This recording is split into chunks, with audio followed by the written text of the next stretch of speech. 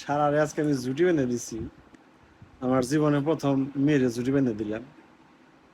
আমি আসলে বান্ধি নেই, আন্দাজে বান্দাজে বাঁধছি, তাও হয়েছে মনে হয়, তাই না?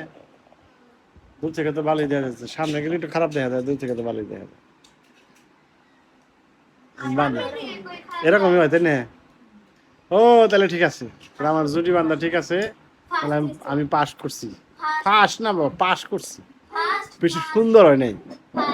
ঠিক আছে,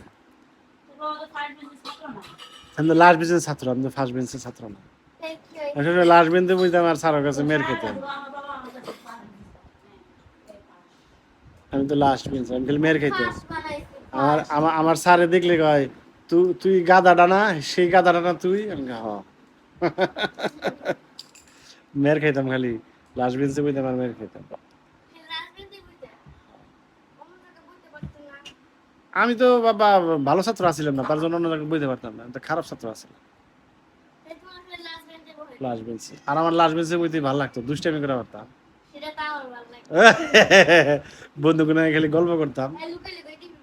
হ্যাঁ, এই দুষ্টামি।